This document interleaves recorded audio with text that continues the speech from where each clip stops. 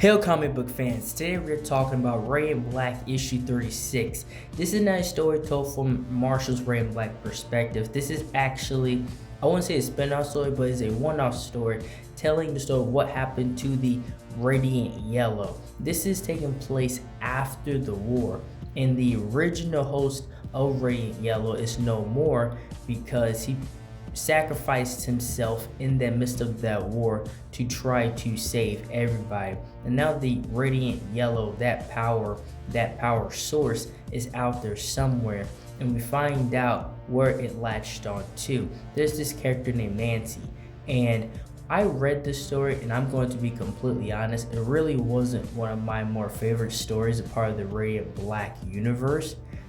The art itself in it is okay. It's not particularly my style.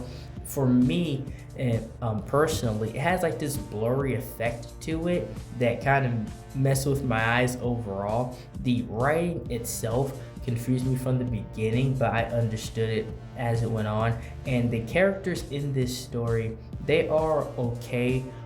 Overall, I didn't find anybody particularly interesting. The main character, Nancy, herself is kind of interesting, and it's not until towards the end of the story for me where I started to feel something for the main character and something for these characters. You see, Nancy, she got the Radiant Yellow power and ability, and she used that ability to find stuff. She used that ability to pretty much, she was known as the woman that could find anything. If you lost something, she could find it. And because this took place after the war, a lot of people lost little things like rings and items, and she would go and find them. And she used this ability in a very unique way. I guess I like how she used and implemented the power and the ability.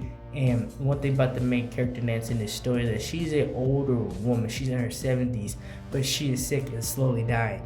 And she would use whatever money she had to pay for, the health treatments that she needed.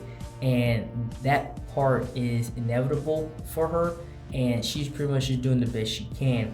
And some of the writing, again, I'll go back to the writing with this story. The parts that were interesting is when it's talking particularly about the family, her family aspect in this, because as the story goes along, you start to really understand she did not have the best relationship with her family at all, and that she really felt distant from them in these situations. In this part of the story, she was helping and trying to find, if I remember correctly, a ring, and she used her power and abilities to find this ring.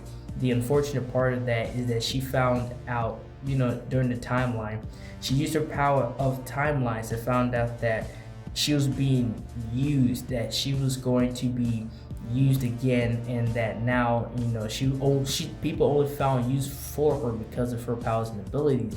That fight only lasted so long because they were so close together that they didn't really let that break them apart.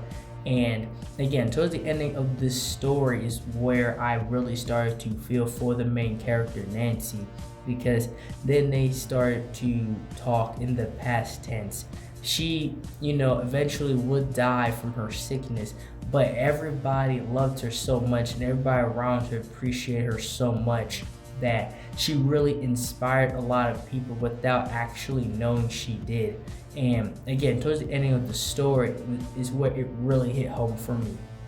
And that's all I have for this video. Thank you guys for watching this video. Like, share, and subscribe for more, and thank you for watching.